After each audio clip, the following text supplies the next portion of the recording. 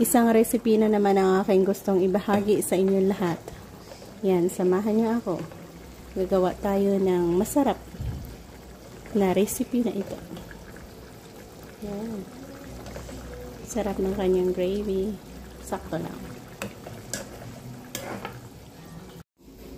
Ang una natin gagawin para sa ating manok ay blanch muna natin. So, mayroon tayong 5 pirasong chicken thigh na hinati natin. So, mayroon na tayong 10 piraso dito. Blanch natin yan and then mag-start na tayo sa ating pagluluto. Ayan, na-blanch na natin. Hugasan natin ulit. Nalagyan na natin yan ng konting mantika. Isa-isa natin prito ang ating manok.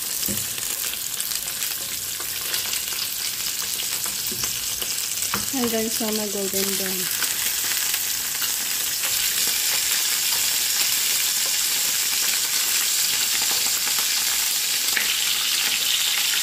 Yan, nabasa natin.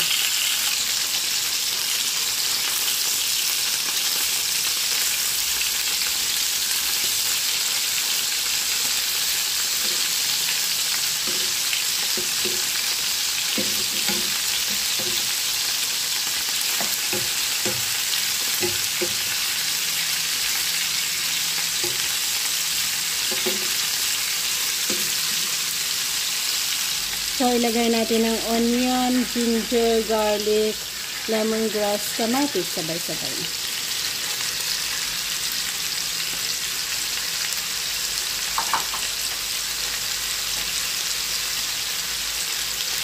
Bay leaves.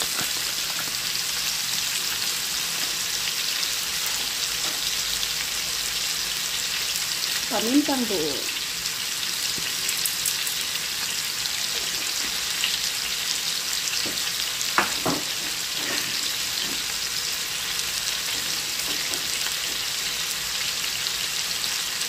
Yan, asukal. So, caramelize natin yan hanggang sa makuha natin ang color na brown. Mabilis kasi yan.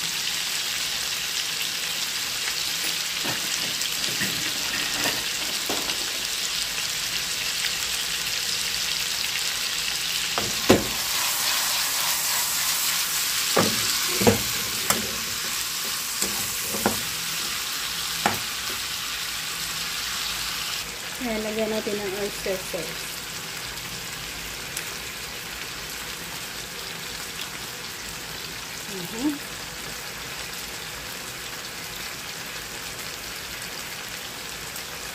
Soy sauce.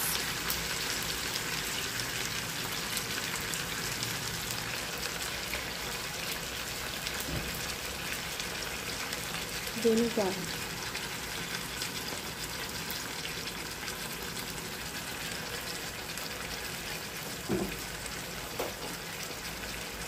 Nagdaga natin ng tubig para sa pagpapalambot na.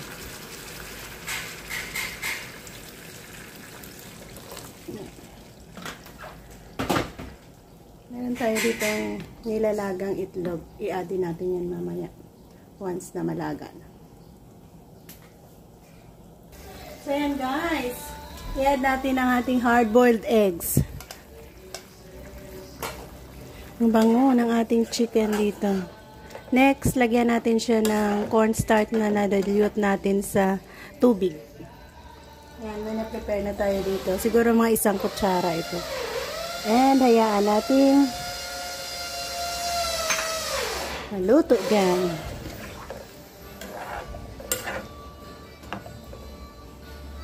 So, yan guys. Ito na tayo mag-add. Nakuha na natin ang saktong lapot para sa ating sauce dito. Yan. Gusto natin ganyan para meron tayong malagay sa ating kanin. So, thank you again for joining me sa aking pagluluto.